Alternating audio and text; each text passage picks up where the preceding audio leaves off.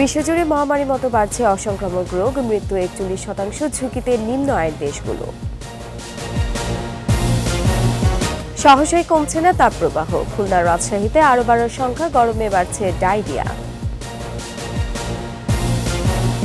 এবং ঢাকার রাস্তায় আতঙ্ক বিয়ারিশ কুকুর, নির্বিকার সিটি কর্পোরেশন প্রজনন নিয়ন্ত্রণের দাবি।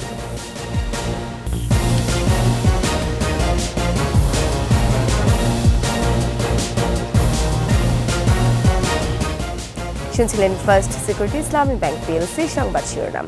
আমন্ত্রণ সকাল 9টার 21 সংবাদে, সাথে আছে আমি রওনা আমিন। 21 টেলিভিশনের সংবাদ একই সাথে সরাসরি দেখতে পাবেন আমাদের ফেসবুক পেজ www.facebook.com/124 অনলাইনে। 2050 সালের মধ্যে ক্যান্সারে আক্রান্তের সংখ্যা বাড়বে 77%। অসংক্রামক রোগের নতুন মাপকাঠিতে প্রায় 70% ছুঁই বাংলাদেশ। একদিকে গড় আয়ু বাড়লেও অন্যদিকে মহামারীর মতো বাড়ছে ক্যান্সার, হৃদরোগ, কিডনি, ডায়াবেটিস ও মানসিক রোগ। পাল্লা দিয়ে প্রতিদিনই বাড়ছে মৃত্যুর মিছিল। নীরব এই মহামারী ছাপ ফেলছে পারিবারিক, সামাজিক ও অর্থনৈতিক কাঠামোতে। দর্শক, অসংক্রামক ব্যাধি ও নিরাময়ে করণীয় নিয়ে 21 স্পেশালে আকবর হোসেন সুমনের 2 পর্বের ধারাবাহিক প্রতিবেদনের আজ দেখুন প্রথম পর্ব। ক্যামেরায় ছিলেন ফারুক হোসেন তানভীর। ক্যান্সার এক মারণ ব্যাধি। বিশ্বজুড়ে সাম্প্রতিক পরিসংখ্যানে প্রায় 3 কোটি আক্রান্ত এবং 1 কোটি মৃত্যুর হিসেব রয়েছে। বিশ্ব স্বাস্থ্য সংস্থার সতর্ক বার্তা, 2050 সালে 77% বাড়বে। ফুসফুস, স্তন এবং কোলোরেক্টাল ক্যান্সারে আক্রান্ত প্রায় 1 কোটি মানুষ প্রতি বছর এগিয়ে চলে মৃত্যুর মিছিলে। 86% মানুষ এই 70 বছর পর্যন্ত পৌঁছাতে পারে না, তার আগে তাদের আমরা অকাল মৃত্যু বলি, যেটাকে বা প্রিম্যাচিউর ডেথ। নন কমিউনিকেবল ডিজিজগুলি আসলে যখন ধরা শরীরে বাসা বাঁধে তখন খুব একটা উপসর্গ হয় না, কিন্তু আস্তে আস্তে এরা শরীরের অনেক ক্ষতি সাধন করতে এক পর্যায়ে যায়, এটাকে আর দেখা যায় যে এটাকে কিওর করা সম্ভব হয় না এবং রোগীরা অকালেই মারা যায়। তো এর জন্য সবচেয়ে বড় ইম্পর্টেন্ট বিষয় হচ্ছে সচেতনতা। 55 মিলিয়ন বৈশ্বিক মৃত্যুর 41% জন্যই দায়ী অসংক্রামক রোগ। নিম্ন ও মধ্যম আয়ের দেশগুলোতে 47% আক্রান্ত ব্যক্তিরই মৃত্যু হয় বিনা চিকিৎসায় কিংবা অর্থাভাবে। 80% থাকে ঝুঁকির মধ্যে, আর প্রতি বছর প্রায় 62 লাখ পরিবার চলে যায় দারিদ্র্য সীমার নিচে। প্রায় 16% পরিবার হাল ছেড়ে চিকিৎসা থেকে বিরত থাকে। বিশ্বজুড়ে হৃদরোগেই প্রতি 2 সেকেন্ডে একজনের মৃত্যুতে প্রকাশ পায় মহামারীর ভয়ঙ্কর রূপ। সারা বিশ্বে কিন্তু এই ব্যাধিটা বাড়ছে, যেহেতু এটা হলে ছোঁয়াছে রোগ না বা সংক্রমণ ব্যাধি না, একজনের কাছ থেকে ছড়িয়ে পড়ে না, জীবাণু দ্বারা হচ্ছে না, কিন্তু এই ব্যাধিটা হলো যে দীর্ঘস্থায়ী, মানে অনেক দিন ধরে আস্তে আস্তে কিন্তু মানুষের রোগটা বাসা বাঁধছে।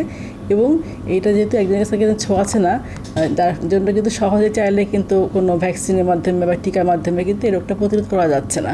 তার মানে এই রোগের বেড়ে যাচ্ছে, সেটা কিন্তু আসলে মানুষই বেশি দায়ী।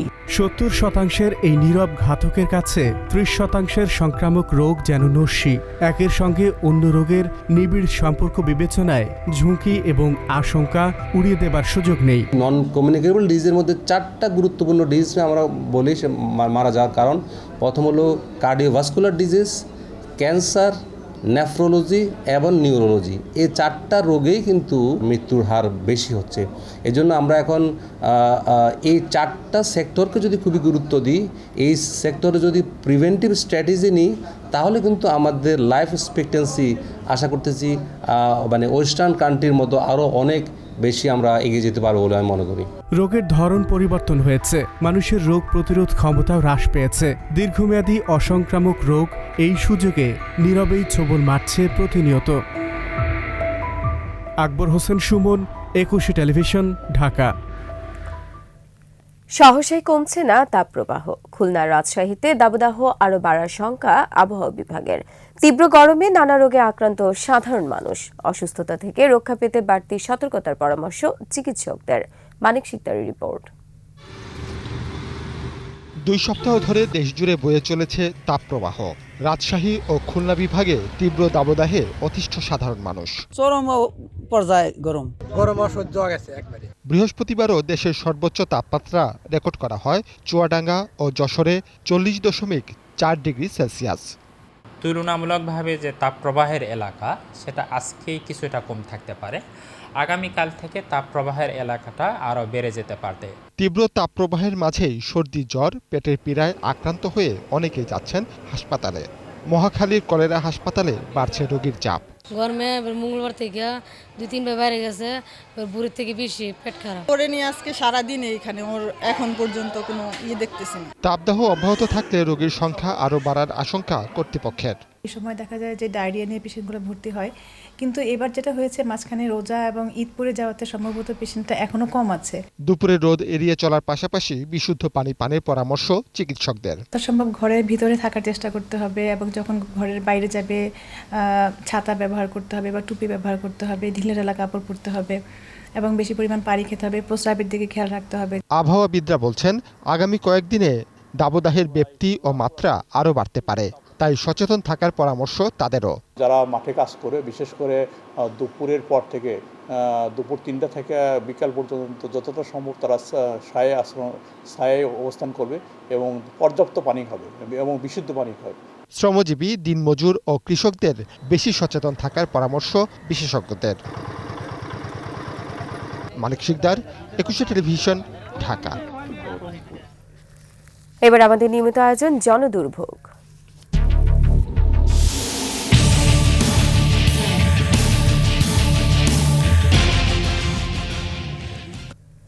ঢাকার রাস্তায় উদ্বেগজনক হারে বেড়েছে বেয়ারিশ কুকুর। নারী ও শিশুদের জন্য এসব পথকুকুর আতঙ্কের কারণ হলেও নিশ্চুপ সিটি কর্পোরেশন। স্বাভাবিক জীবনযাত্রা ব্যাহত হয় কুকুরের প্রজনন নিয়ন্ত্রণের দাবি নগরবাসীর। ইয়াকুব লিটুর ক্যামেরায় আরো জানাচ্ছেন অখিল পোদ্দার। রাজধানী ঢাকায় বেওয়ারিশ কুকুরের সংখ্যা প্রায় ৭৩,৮০০। শুধু দক্ষিণ সিটি কর্পোরেশনেই রয়েছে ৫০,০০০-এর মতো। নগরবাসী বলছেন আগে রাতে বিচরণ করলেও এখন দিনের বেলাতেও উৎপাত বেড়েছে পথকুকুরের। আমি যখন হাসপাতালে গেলাম ইনজেকশন নিতে, অনেক একটা বাচ্চার এখান থেকে মাংস নিয়ে চলে গেছে। ওহ, কি মর্মান্তিক! কামড় মারে, ধাওয়া মারে, কত করে দেখে যে রাস্তাঘাটে যায়, কত করে উপরেও ফাল দিয়ে ওঠে। ১২ বছর আগে প্রতি বর্গ কিলোমিটারে কুকুর ছিল ৫২টির মতো। করোনার পর পথকুকুরের সংখ্যা বাড়লেও চালু হয়নি সিটি কর্পোরেশনের নিয়ন্ত্রণ ও অপসারণ কর্মসূচি। গলায় একটা লাল ফিতা থাকতো কিংবা থাকতো, হঠাৎ করে সেগুলোও দেখছি নাই, কিংবা আসলে কোন কুকুরটা ভ্যাকসিন দেওয়া কোন কুকুরটা ভ্যাকসিন দেওয়া না এটা আমরা বুঝতে পারছি না। সুতরাং এটা নিয়ে তো রীতিমতো আমরা ভয়ের মধ্যে আছি। তাদের গায়ে ইঞ্জেকশন দেওয়া যাতে মানুষের কোনো আসর বা কোনো ক্ষয়ক্ষতি না হয়। আমরা চাই না যে এটা কুকুরকে ধরে হত্যা করা হোক, কিন্তু বিভিন্ন ভ্যাকসিন দিয়ে কুকুরের প্রজননকে যেমন নিয়ন্ত্রণ করা সম্ভব, তেমনি কুকুরের যে বিষাক্ত হয়ে ওঠা, অর্থাৎ আমরা যেটা বলি পাগলা হয়ে ওঠা, এটাও নিয়ন্ত্রণ করা সম্ভব। স্বাস্থ্য অধিদপ্তরের কুকুর গবেষণা প্রকল্প জলাতঙ্ক নির্মূল কর্মসূচির কর্তাদের অভিমত, কুকুর হত্যা কোনো সমাধান নয়। টিকা ও স্থানান্তর কার্যক্রম চালু হলে কমবে কুকুরের বংশবিস্তার।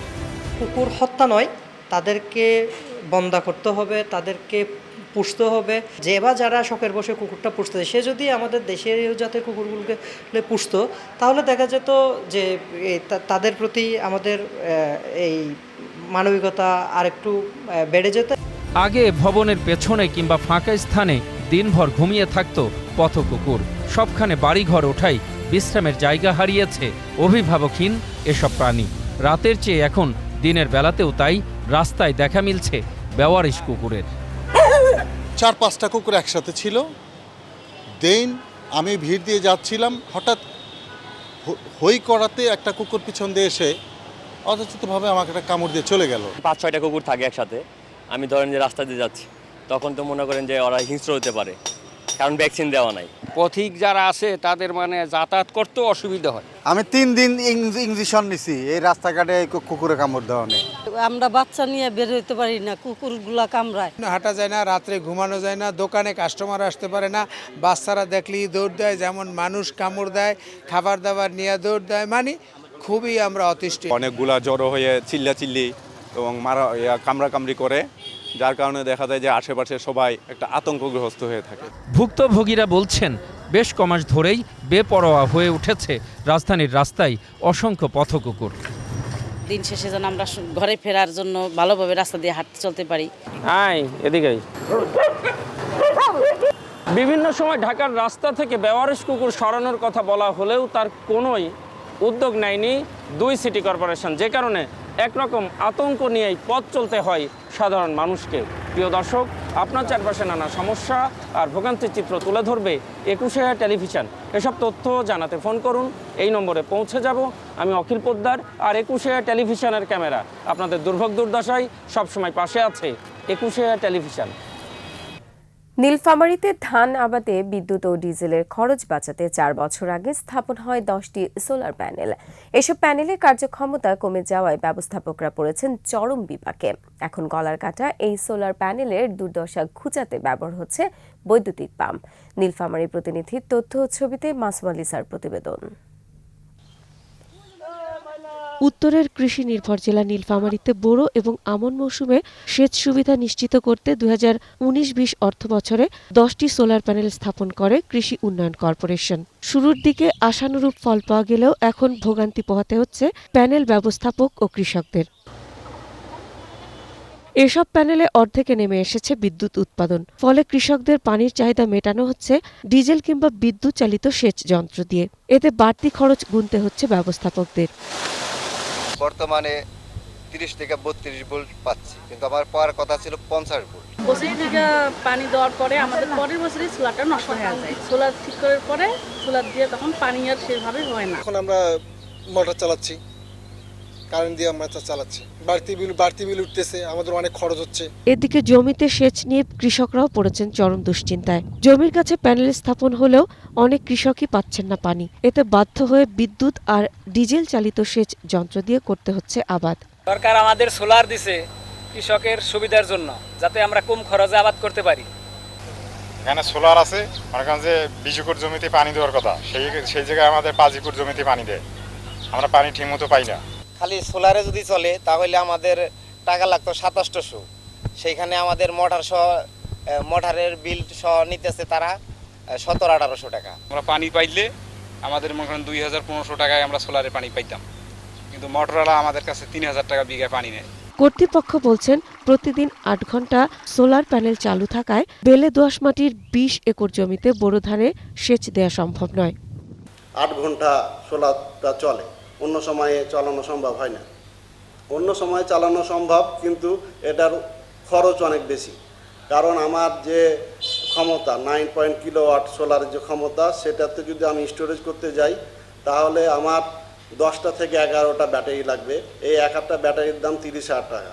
3 লাখ টাকা খরচ হবে, কিন্তু বিনিময়ে আমি 1 বছরের বেশি ব্যবহার করতে পারবো না। মাসুম আলিসা, 21 টেলিভিশন।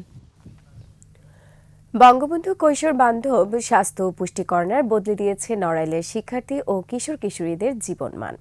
শিক্ষা প্রতিষ্ঠান ও কমিউনিটি ক্লিনিকের কৈশোর বান্ধব সুসজ্জিত এসব কক্ষে চিকিৎসা, পুষ্টি ও স্বাস্থ্যসেবা পাচ্ছে তারা। নড়াইল প্রতিনিধি ফরহাদ খানের তথ্য ছবিতে মাসুম আলিসার আরও একটি প্রতিবেদনে বিস্তারিত। নড়াইলের 22টি শিক্ষা প্রতিষ্ঠান ও 96টি কমিউনিটি ক্লিনিকে বয়ঃসন্ধিকালীন স্বাস্থ্য ও পুষ্টি সেবা কার্যক্রম চালাচ্ছে স্বাস্থ্য বিভাগ। উপকৃত হচ্ছেন 10 থেকে 19 বছর বয়সী শিক্ষার্থী সহ ঝরে পড়া কিশোর কিশোরীরা।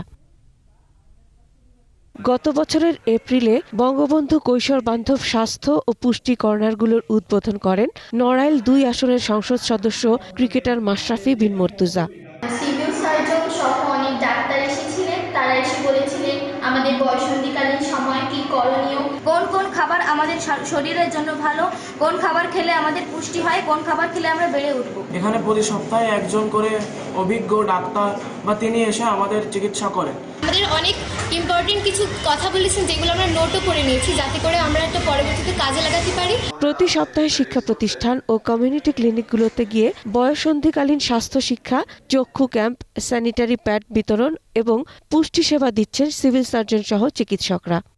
আনুমানিক 4500 কিশোর কিশোরীদের মাঝে আমি আমাদের চিকিৎসা সেবা এবং স্বাস্থ্য শিক্ষা সেবা বা অন্যান্য যেসব ব্যাপারে আমরা সেবা দিয়ে থাকি, এগুলো আমরা পৌঁছে দিতে পেরেছি অলরেডি এবং প্রক্রিয়াটি চলমান আছে।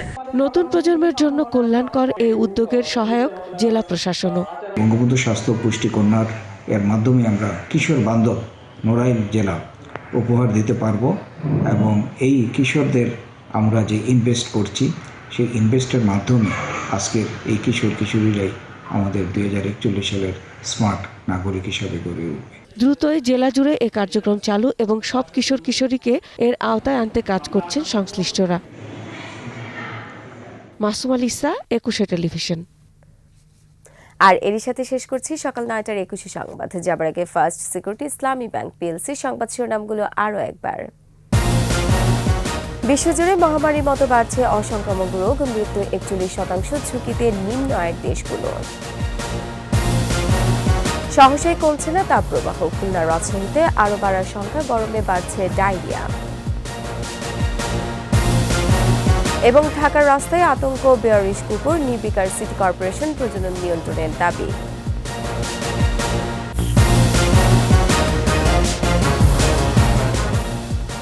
দর্শক, সর্বশেষ খবর জানতে ডায়াল করুন 2021 নম্বর আর ভিজিট করুন 21-tv.com এই ওয়েবসাইট। এছাড়া ফেসবুকে ভিজিট করতে পারেন facebook.com/2124 অনলাইনে।